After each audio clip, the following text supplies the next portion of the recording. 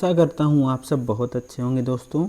और आज हम बात करने वाले हैं कि न्यायालय में कितने प्रकार के शब्दों का प्रयोग किया जाता है जो कि दैनिक जीवन में न्यायालय के कार्य व्यवहार में प्रयोग किए जाते हैं। दोस्तों आप हमारे चैनल को सब्सक्राइब करिए।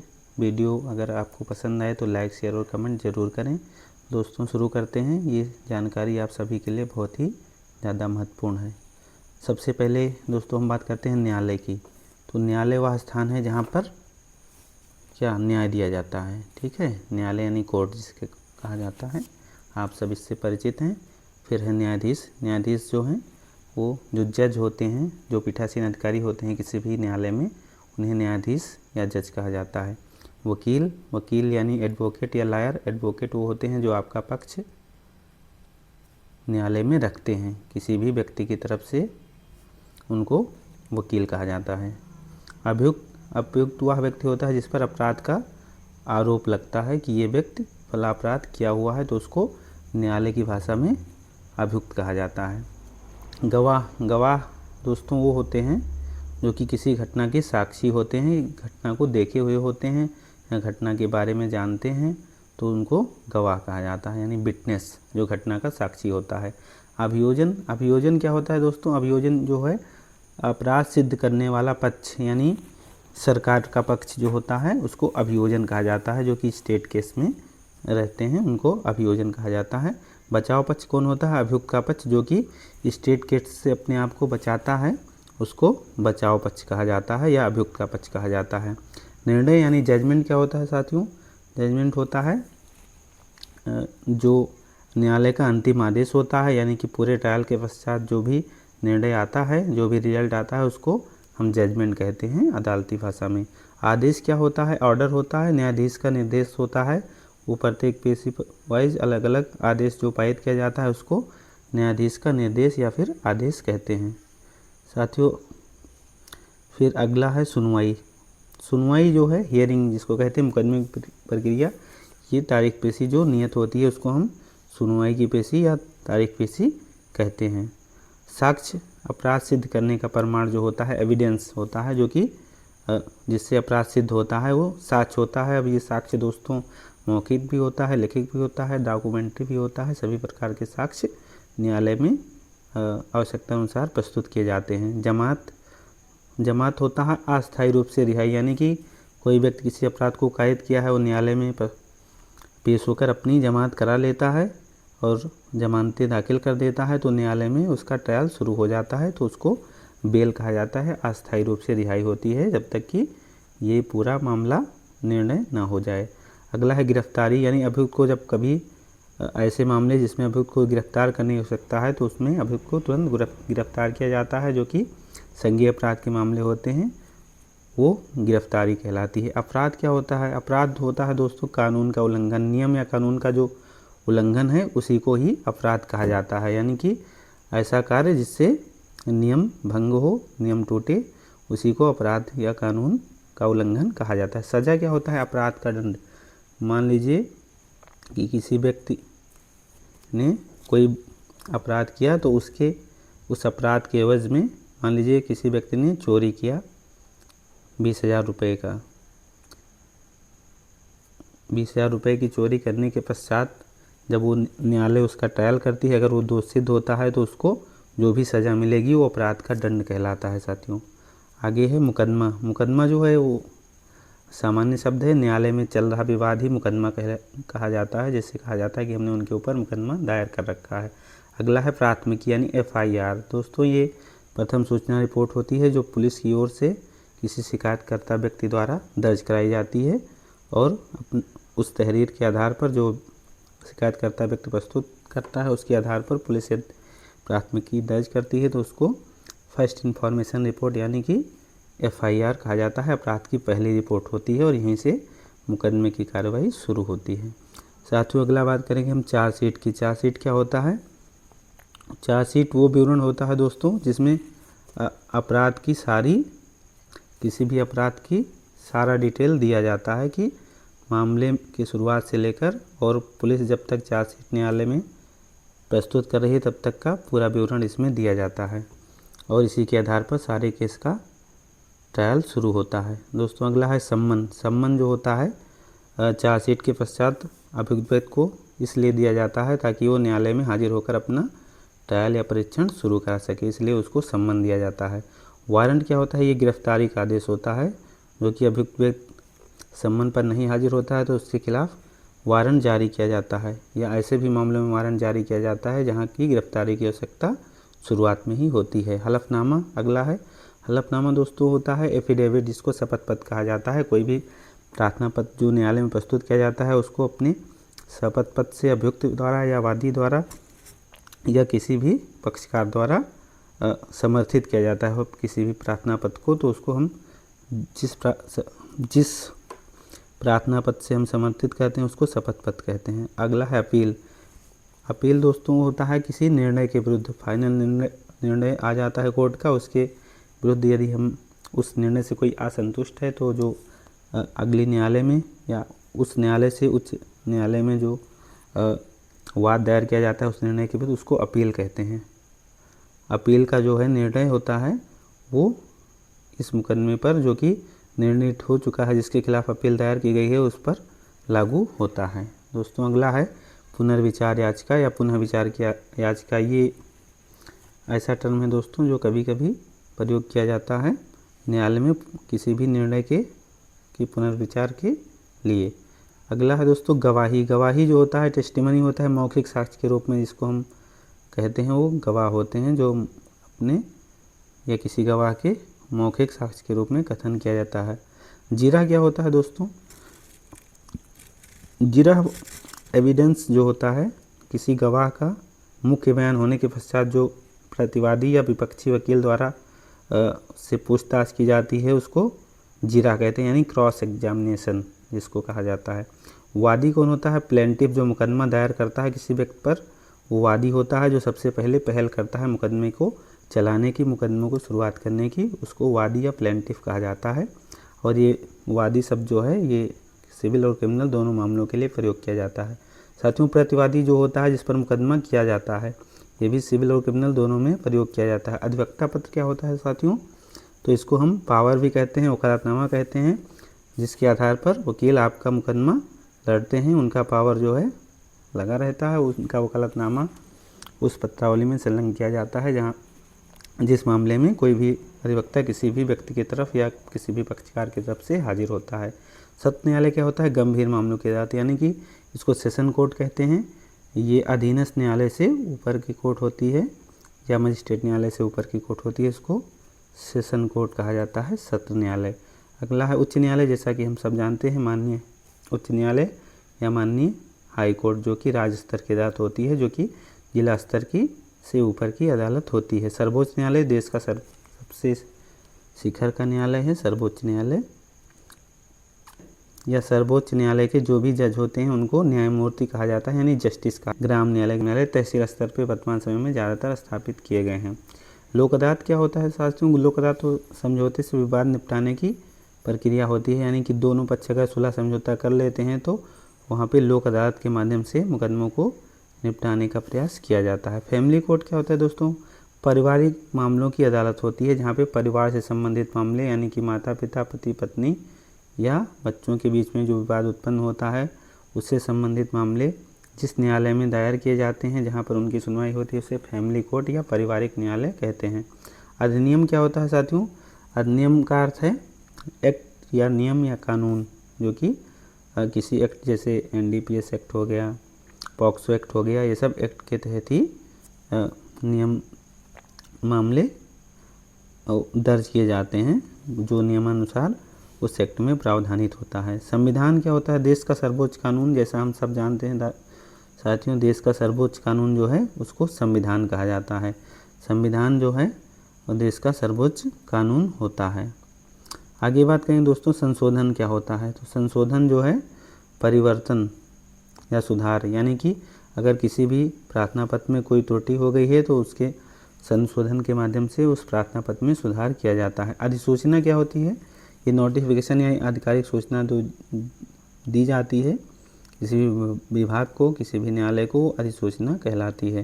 साथियों अगला है धारा, यानी सेक्शन जिसको कहते हैं, जैसे आप लोग सुने होंगे कि उनके ऊपर ये धारा लगी है फला फला धारा, तो उसको सेक्शन यानी कानून का भाग जो होता है, पार्ट होता है, उसको धारा कहते हैं।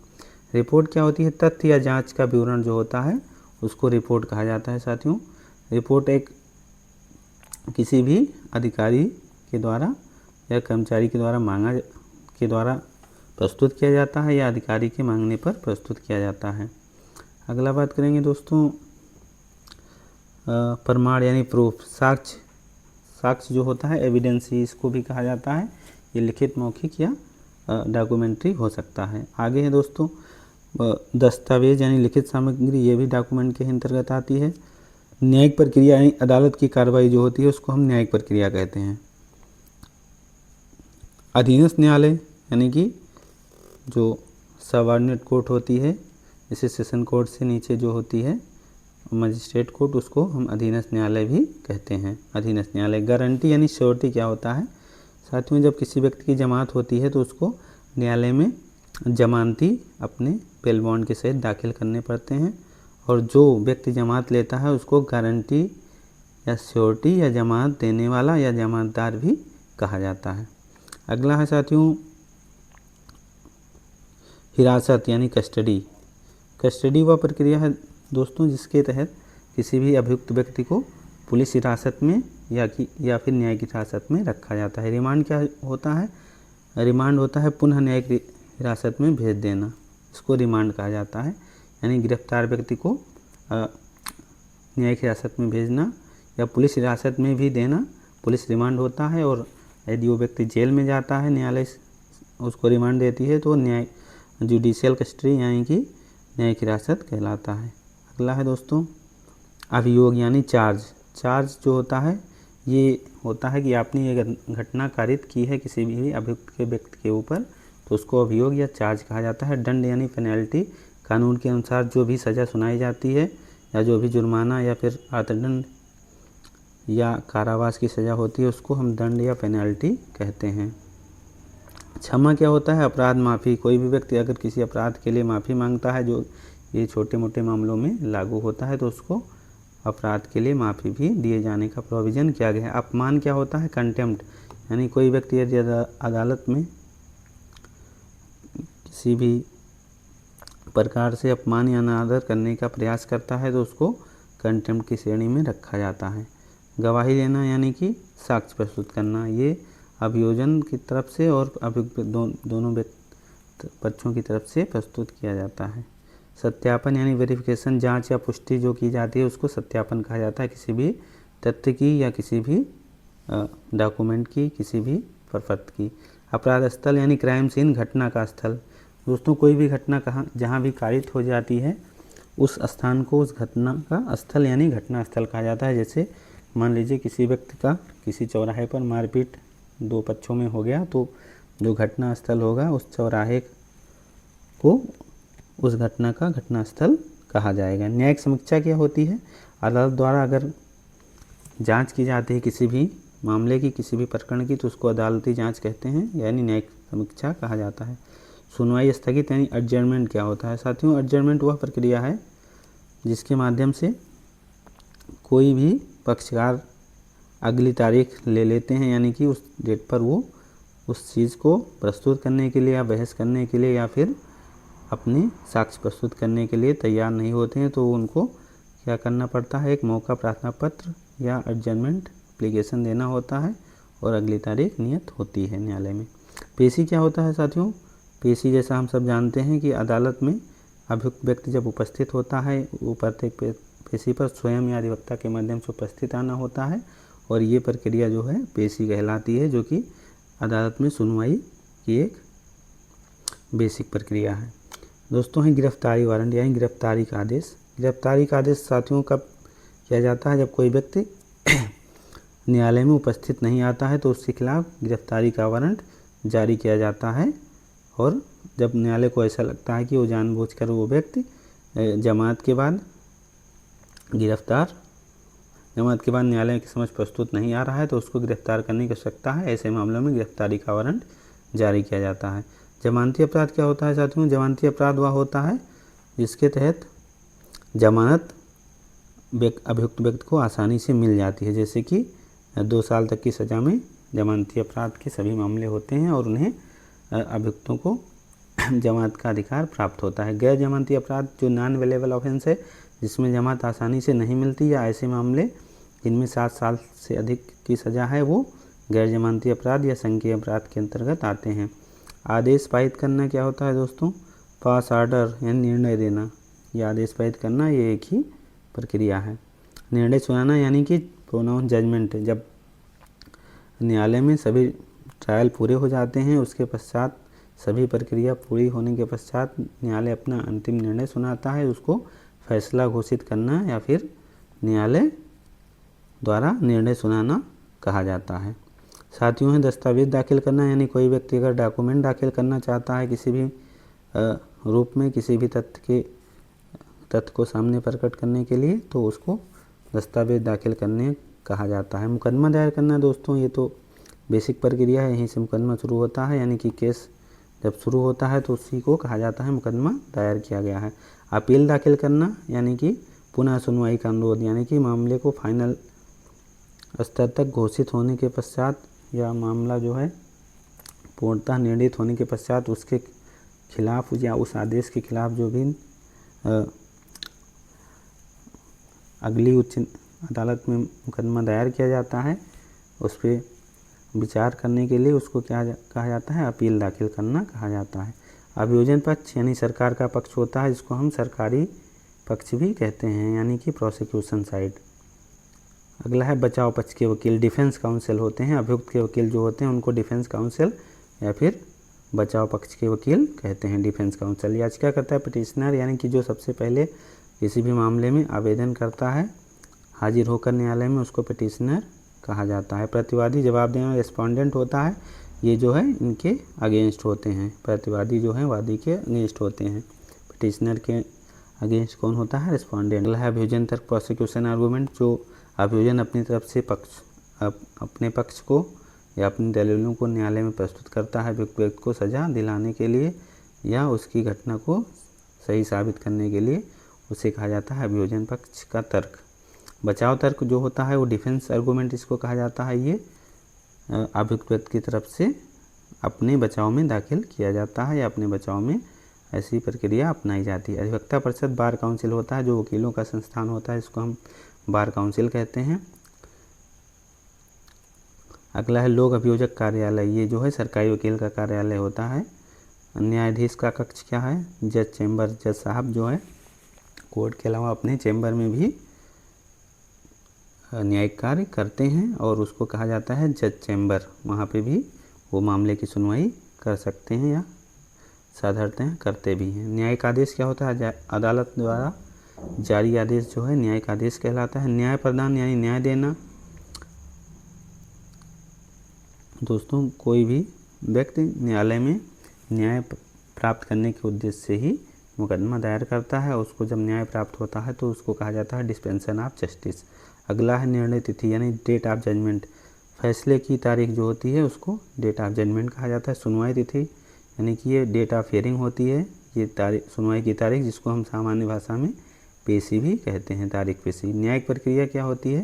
केस शुरू करना यानी इनिशिएट प्रोसीडिंग जो है जब स्टार्ट की जाती है तो इनिशिएट प्रोसीडिंग, केस शुरू करना। अभियोजन पत्र क्या होता है? अभियोजन द्वारा प्रस्तुत दस्तावेज को अभियोजन पत्र यानी प्रोसिक्यूशन डॉक्यूमेंट कहा जाता है।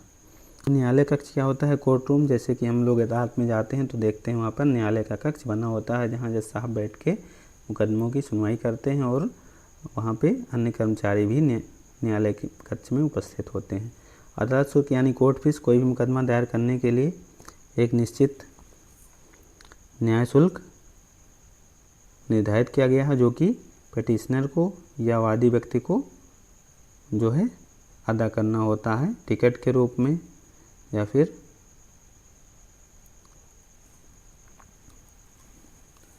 अन्य डिजिटल फॉर्म में भी अब व्यवस्था हो गई है, उसको अदा करने को अदालत शुल्क यानी कोर्ट फीस का। शपथ लेना क्या होता है? टेक ओथ, सत्य बोलने की शपथ। जब किसी व्यक्ति की अदालत में गवाही होती है तो उसको सबसे पहले ये शपथ दिलाया जाता है कि आप जो कहेंगे सच कहेंगे, तो वो शपथ लेता है, इसको कहते हैं शपथ लेना, टेक ओथ। अगला है गवाह सूची, गवाहों की जो सूची होती है, कोई अभियुक्त व्यक्ति या कोई पक्षकार जो है गवाहों की एक सूची देता है कि हमें इन व्यक्तियों की गवाही अदालत में करवानी है, तो उसको गवाहों की सूची कहा जाता है।